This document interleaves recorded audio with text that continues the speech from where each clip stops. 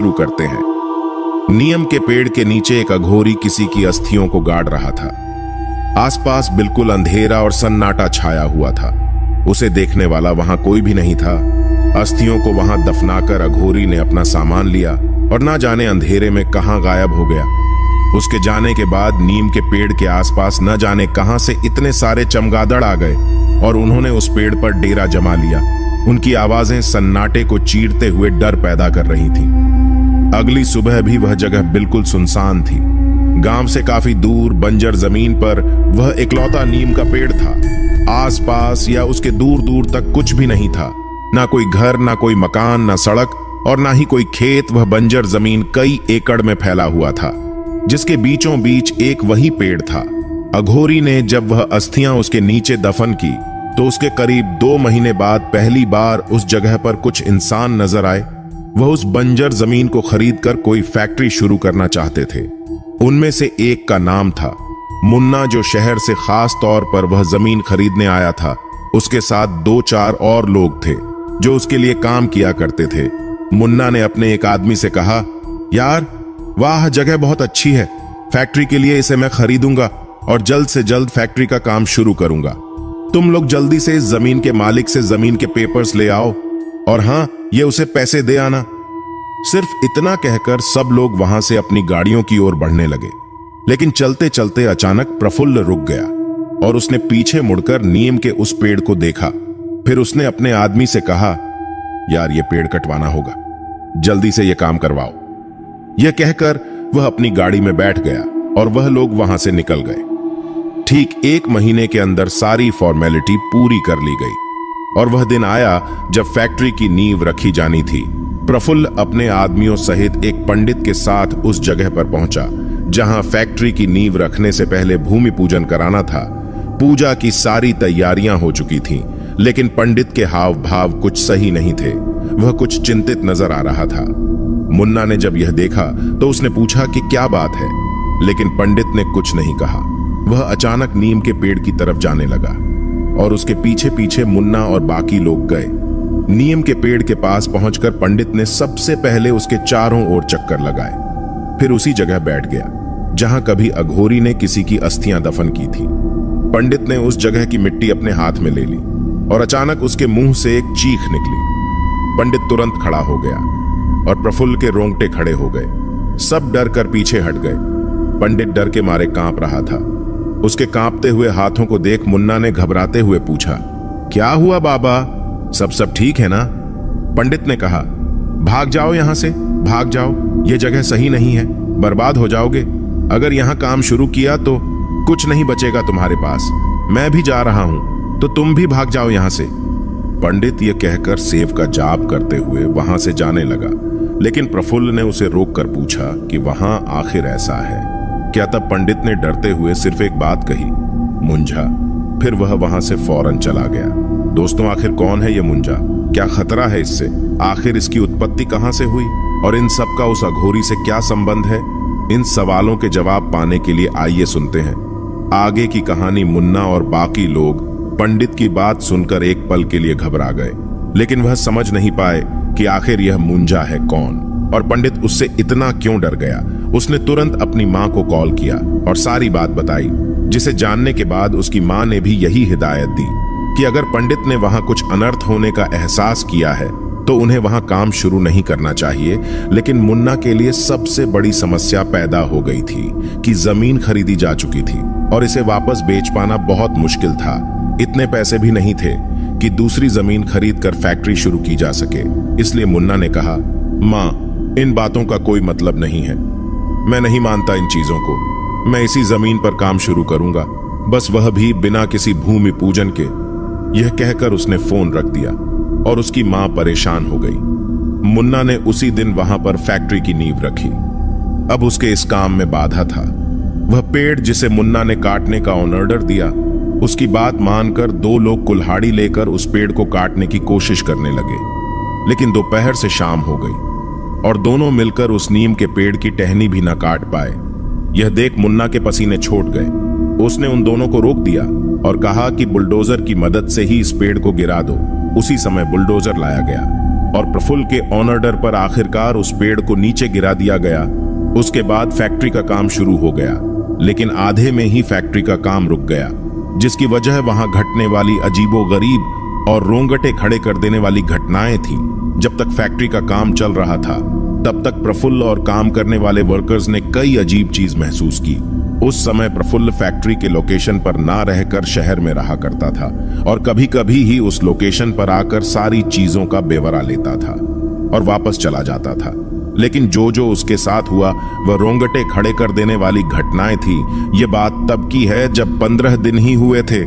Factory का काम शुरू हुए, वर्कर्स उस जगह पर काम कर रहे थे कि तभी खुदाई करते समय एक आदमी को वहां कुछ मिला। उसने उसे हाथ में पकड़ लिया और तब उसे समझ आया कि वह किसी की हड्डियां थीं। उसने उसे वहीं फेंक दिया और अपना काम करने लगा।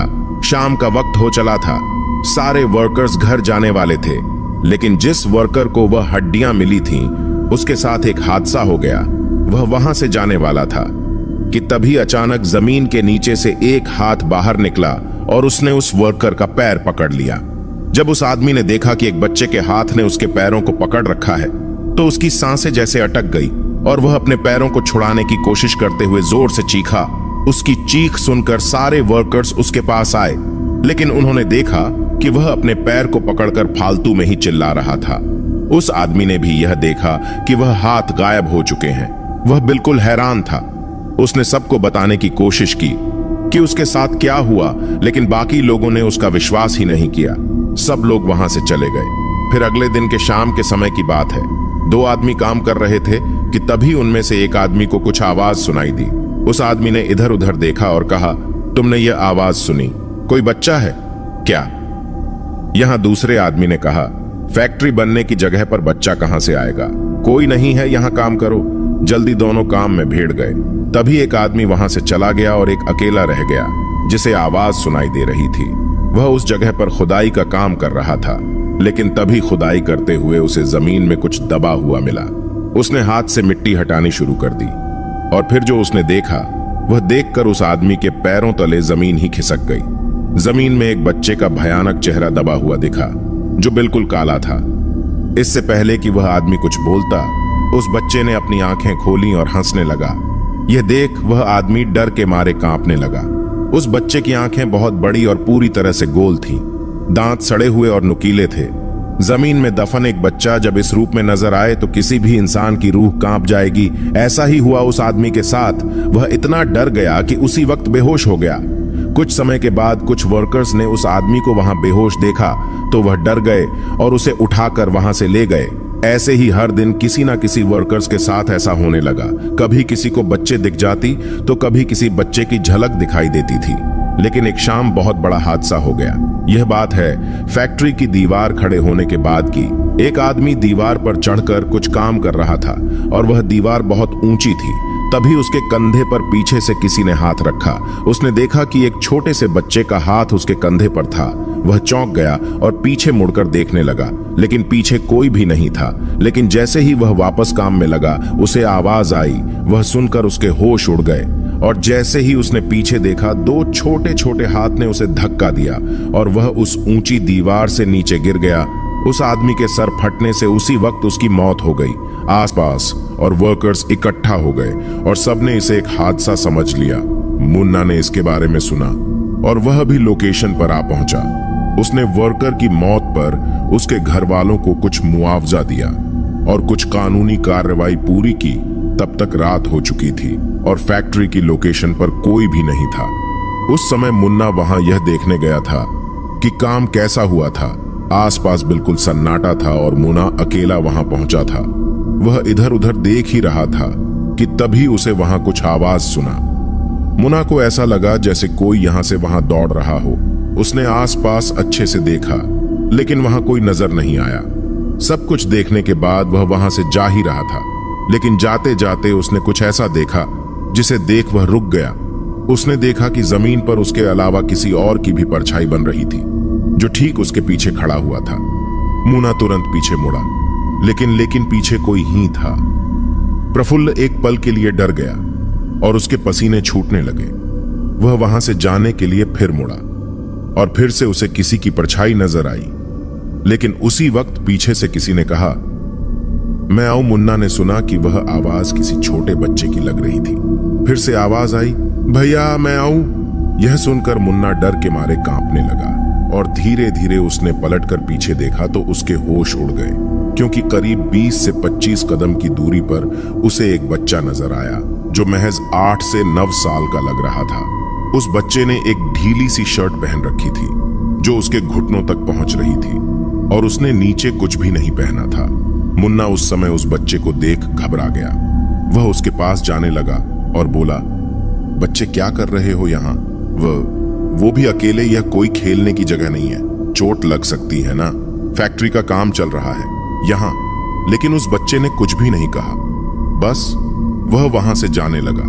मुन्ना भी तेजी से उसकी तरफ जाने लगा और बोला, अरे इधर आओ, कहां जा रहे हो? रुको, वहां कुछ भी नहीं है। लेकिन वह बच्चा रुका नहीं और ना जाने तेजी से चलते हुए कहां गायब हो गया। मुन्ना ने चारों तरफ उसे ढूंढने की कोशिश की, लेकिन वह बच्चा ऐसे गायब हो गया जैसे वहां कभी कोई था ही नहीं। मुन्ना ने सोचा कि वह अपने घर चला गया होगा, इसलिए वह भी वहां से निकल गया। फिर अगले दिन से हमेशा की तरह लोग वहां काम कर रहे थे। वर्कर के साथ जो हादसा हुआ उसे एक हफ्ता बीत गया। सब कुछ सही चल रहा था और फैक्ट्री बनने के काम ने भी तेजी पकड़ ली थी। लेकिन शाम के समय एक आदमी के साथ एक और घटना घटी। वह आदमी पास के ही गांव में रहता था और रोजी रोटी के लिए मुन्ना की फैक्ट्री के लिए काम कर रहा था।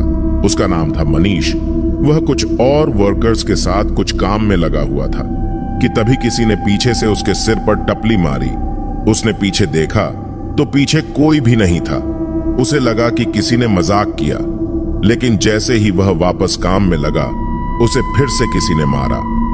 ऐसा ही 3 से 4 बार चलता रहा और अब मनीष को गुस्सा आने लगा। उसके पास ही नीलेश नाम का एक आदमी काम कर रहा था। मनीष ने उससे चिल्लाकर कहा, अबे मुझे गुस्सा मत दिला, अपने काम से काम रख, समझाना। लेकिन नीलेश को समझ नहीं आया कि मनीष को गुस्सा क्यों आया, लेकिन उसने कुछ भी नहीं कहा। मनीष काम में लग गया, लेकिन न जाने क्यों उसे बहुत ज्यादा गुस्सा आने लगा, मानो वह किसी को जान से ही मार देगा। तभी उसे वापस किसी ने मारा और इस बार तो जैसे उसके बर्दाश्त करने की सीमा ही खत्म हो गई। उसकी नजर सीधे पास में पड़े लोहे की रोड पर गई जो एक ओर से बहुत ज्यादा नुकीली थी। उसने वह रड उठा ली और नीलेश की ओर देखने लगा। नीलेश को नहीं पता था कि मनीष क्या करने वाला है। मनीष गुस्से में उसके करीब गया और उसने लोहे की रोड को नीलेश के कंधे में घड़ दिया। नीलेश की दर्द भरी चीख सुनकर सारे वर्कर्स वहां इकट्ठे हो गए। नीलेश मनीष की ओर मुड़ा और इससे पहले कि वह कुछ बोल पाता, मनीष ने उसके सीने में रोड घुसा दी और नीलेश की वहीं पर मौत हो गई। वह जमीन में गिर पड़ा और तभी मनीष के हाथ से भी वह रॉड छूट गई। उसके हाथ कांपने लगे, चेहरे से पसीना बहने लगा और शरीर डर के मारे थरथराने लगा। मनीष बड़बड़ाने लगा, मैंने कुछ नहीं किया, मैंने कुछ भी नहीं किया, पता नहीं कैसे हो गया, ये मैंने कुछ भी नहीं किया। ये सब देखकर बाकी के लोग बिल्कुल दंग रह गए। सब अपनी जगह पर जम से गए थे। ना किसी ने मनीष को रोकने की कोशिश की और ना ही नीलेश को बचाने की, क्योंकि सब कुछ एकदम अचानक हो गया। मनीष वहां से भागने वाला था कि तभी कुछ लोगों ने उसे पकड़ लिया और बहुत मारा। मनीष चिल्ला चिल्ला कर कहने लगा कि उसने कुछ भी नहीं किया, उसे नहीं पता कि उसने यह कैसे कर दिया, लेकिन कोई उस पर कहां विश्वास करने वाला था। अब इसकी खबर मुन्ना तक पहुंच गई और वह भी सारा मामला जानकर दंग रह गया। रात के समय तक वह वहां पहुंचा और उसने मनीष को पुलिस के हवाले किया। रात के समय फिर से वह जगह सुनसान हो गई। पुलिस से पूछताछ के बाद मुन्ना भी वहां से जा रहा था, लेकिन तभी उसे कुछ आवाज आई। वो सुनकर मुन्ना के होश उठ गए। वह आसपास देखने लगा और उस आवाज का पीछा करने लगा। तभी उसकी नजर दूर खड़े किसी शख्स पर गई जिसकी 3 जटाएं थीं। शरीर में भस्म रंगा था और वह पूरी तरह से नग्न अवस्था में था। मुन्ना ने ध्यान से उनका भेष देखा तो पता चला कि वह एक अघोरी है, जिसके साथ वही बच्चा था जिसे मुन्ना ने पहली बार देखा था। मुन्ना उनकी तरफ जाने लगा, लेकिन उसे ऐसा लगा कि जैसे जैसे वह उनकी तरफ बढ़ रहा है वह और दूर जा रहे हैं। मुन्ना रुक गया और अचानक अघोरी और वह बच्चा हंसने लगे। मुन्ना को लगा कि वह कुछ ठीक नहीं है, इसलिए वह हनुमान चालीसा बोलते हुए वहां से जाने लगा। लेकिन उसी वक्त उस बच्चे ने भी हनुमान चालीसा बोलना शुरू कर दिया, जिसे सुन के होश उठ गए। वह तुरंत वहां से भाग निकला। शहर वापस जाने के बजाय मुन्ना पास के ही अपने फार्म हाउस में रुका था। उसने लोकेशन पर जो कुछ भी महसूस किया था, उसकी वजह से उसे नींद नहीं आ रही थी। इसलिए उसने अपनी मां को कॉल करके सारी बात बताई। उसकी मां ने कहा, यह सब पंडित की बात ना मानने के कारण ही हो रहा है। मुन्ना को भी अब लगने लगा था कि उसे वहां फैक्ट्री शुरू नहीं करनी चाहिए थी। उसने सोचा कि उसे काम रोक देना चाहिए, लेकिन उसकी मां ने कहा कि एक बार किसी अच्छे महाराज को वह जगह दिखाकर सलाह ले ले। मुन्ना ने अगले दिन यही किया। किसी से पता कर उसने अच्छे जानने वाले महाराज को बुलाया और उसके साथ लोकेशन पर पहुंचा। महाराज ने उस जगह को देखा और उन्हें वहां कुछ महसूस हुआ। वह फैक्ट्री के चारों तरफ घूमने लगे और तभी उन्हें एक दीवार के पीछे से वही बच्चा झांकता हुआ नजर आया। महाराज ने उसे इशारे से पास बुलाया, लेकिन वह हंसकर वहां से भाग गया। महाराज वापस मुन्ना गए और बोले, मुंजा है यहां। फैक्ट्री बन भी गई तो चलेगी नहीं, क्योंकि मुंजा सब कुछ बर्बाद कर देगा। मुन्ना ने पूछा, महाराज आखिर यह मुंजा है क्या? इसके बारे में पहले पंडित ने भी बताया था। तो महाराज ने बताया, ब्राह्मण परिवार का कोई बच्चा जब अपने मुंडन संस्कार से पहले मर जाता है तो उसकी आत्मा मुंजा बनती है। ये बहुत खतरनाक होते हैं और अगर किसी के पीछे पड़ जाए तो उसकी 7 पीढ़ियों तक उसे परेशान करते हैं। मुन्ना को समझ नहीं आया कि वह उसके पीछे आखिर पड़ा क्यों है, लेकिन इस बात का जवाब महाराज के पास भी नहीं था। मुन्ना फैक्ट्री नहीं बंद करना चाहता था, इसलिए उसने मंजा को भगाने का उपाय पूछा। लेकिन महाराज ने कहा, मंजा से पीछा छुड़ाना बहुत मुश्किल है। वह अपनी मर्जी से ही इंसान का पीछा छोड़ सकता है, उसे भगाया नहीं जा सकता, और मैं तो यह बिल्कुल भी नहीं कर सकता। इसके लिए तुम्हें किसी बहुत बड़े सिद्ध योगी से मिलना पड़ेगा। मुन्ना को अब बिल्कुल भी समझ नहीं आ रहा था कि उसे क्या करना चाहिए। उस फैक्ट्री से उसे बहुत ज्यादा प्रॉफिट मिलने वाला था, इसलिए वह उसे बंद नहीं करना चाहता था। तो उसने सोचा कि आज रात वहां रहकर वह उस बच्चे से निपटे। जल्द ही रात हो गई। मुन्ना के साथ 3-4 और आदमी थे जो लोहे की रड और लाठी लेकर खड़े हुए थे। मुन्ना ने उन्हें पहले ही समझा रखा था कि अगर कोई भी बच्चा वहां नजर आए तो वह उसे जान से मार दे। सब लोग इधर से उधर उस बच्चे को ढूंढ रहे थे, लेकिन वह कहीं नहीं मिला। मुन्ना बाकी लोगों से अलग उस बच्चे को ढूंढ रहा था। उसने कहा, अरे ओ मुंजा, बाहर निकल, आज तो छोड़ूंगा नहीं तुझे। लेकिन तभी आसपास से कुत्तों के रोने की आवाज आने लगी। मुन्ना चौकन्ना होकर इधर उधर मुंजा को ढूंढ रहा था कि तभी उसे पीछे से आवाज आई। वह हंसी उसी बच्चे की थी। प्रफुल्ल उसे पहचान कर पीछे मुड़ा, लेकिन मुंजा कहीं नहीं दिखा। इससे पहले कि मुन्ना कहीं जाता, अचानक उस बच्चे ने पीछे से मुन्ना के ऊपर छलांग लगा दी और उसके कंधे को जोर से काटने लगा। मुन्ना जोर जोर से चिल्लाने लगा और मुंजा को दूर हटाने की कोशिश करने लगा। वह इधर से उधर कूद रहा था, लेकिन उसके बाद भी मुंजा ने उसे नहीं छोड़ा। मुन्ना के कंधे से खून बहने लगा। वह जमीन में गिर पड़ा। तभी मुंजा ने उसके कंधे के मांस का बड़ा टुकड़ा दांतों से काटकर बाहर निकाल लिया और ना जाने कहां गायब हो गया। मुन्ना खून से लथपथ वहां चीखते हुए ही बेहोश हो गया। फिर अगले दिन उसकी आंखें अस्पताल में खुली। उसकी मां भी वहां पहुंच चुकी थी। उसके कंधे पर पट्टी लगी हुई थी और बहुत दर्द हो रहा था। उसकी मां ने उससे कहा कि वह फैक्ट्री का काम वहां बंद कर दे, क्योंकि वह जगह ही अशुभ है। इसलिए उसकी बात मानकर मुन्ना ने काम रोक दिया। तब तक फैक्ट्री आधी बन चुकी थी। मुन्ना शहर के अस्पताल में बैठे हुए फैक्ट्री के बारे में सोच रहा था। उसे लगा कि अब फैक्ट्री बंद होने से वहां होने वाली घटनाएं भी बंद हो जाएगी, लेकिन ऐसा कुछ भी नहीं हुआ। दवाई के असर से मुन्ना को नींद आ गई। रात के करीब 1 बज रहे थे और उसके साथ अस्पताल में उस समय कोई भी नहीं था। तब अस्पताल में ज्यादा लोग भी नहीं थे। उसी समय मुन्ना के कान में आवाज आई, क्यों मैं आ जाऊं? वह सुनकर मुन्ना झटके से उठकर बैठ गया और इधर उधर देखने लगा, लेकिन वहां कोई भी नहीं था। फिर कमरे के बाहर किसी के दौड़ने भागने की आवाज आई। मुन्ना कमरे के बाहर झांक कर देखने लगा। बाहर कॉरिडोर में भी कोई नहीं था। फिर पीछे कमरे के अंदर से कुछ आवाज आई। मुन्ना ने देखा कि पानी का जग नीचे गिरकर टूट गया था। उसे घबराहट हो रही थी। वह पलंग पर आकर बैठ गया। तभी अचानक पलंग के नीचे से मुंजा ने उसके पैर को जोर से काट लिया और मुन्ना वापस पैर पटक हुए गला फाड़कर चीखने लगा।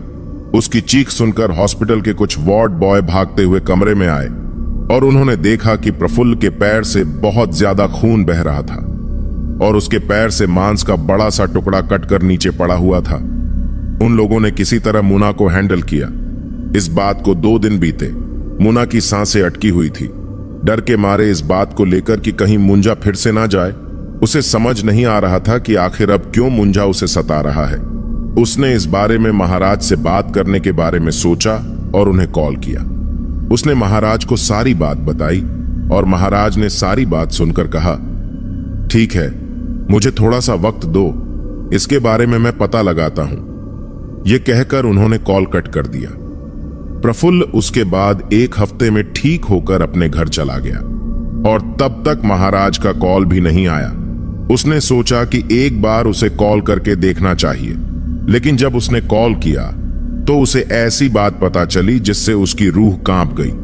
उसे पता चला कि जिस रात प्रफुल्ल ने उन्हें कॉल किया था, उस रात वह फैक्ट्री के लोकेशन पर गए थे कुछ पता करने के लिए, लेकिन 2 दिन तक वापस लौटे ही नहीं। जब उन्हें ढूंढने के लिए उनके साथ ही गए तो उन्हें जमीन पर एक इंसानी कंकाल के अलावा और कुछ भी नहीं मिला। महाराज ना जाने कहां गायब हो गए। लोग तो अब मानने लगे थे कि वह कंकाल महाराज जी का ही था। मुन्ना का दिल रौंद गया। उसे बिल्कुल नहीं समझ आ रहा था कि क्या करना चाहिए, कैसे वह उस मुंजा से छुटकारा पा सकता है। फिर अगले दिन मुन्ना की मां ने कुछ लोगों से पता करके एक अघोरी के बारे में जानकारी ली जो नासिक में रहा करते थे। कहा जाता था कि उनके जैसा सिद्ध अघोरी शायद ही कहीं होगा। इसलिए जैसे तैसे उनका नंबर लेकर प्रफुल्ल की मां ने उनसे बात की और उन्हें घर आने के लिए कहा। उस समय अघोरी कहीं व्यस्त थे, इसलिए उन्होंने कहा कि वह तुरंत उनके घर पर नहीं आ सकते।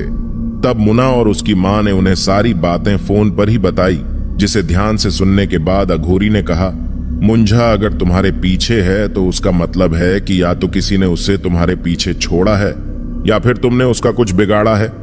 तुमने कहा था कि तुम्हें वहां एक अघोरी भी नजर आया था, तो इसका मतलब साफ है कि जो किया है उसने ही किया है। मुझे लगता है कि जिस पेड़ को तुमने फैक्ट्री बनाने के लिए काटा है उसके कारण ही यह सब हुआ है, क्योंकि पहले पंडित ने उसी जगह के मिट्टी को छूकर तुम्हें आगाह किया था। तो तुम एक काम करो, उस जगह पर जाओ और उसी पेड़ की जगह की मिट्टी को खोदो। अगर वहां कुछ मिले तो उसे लाल कपड़े में डालकर घर ले आना।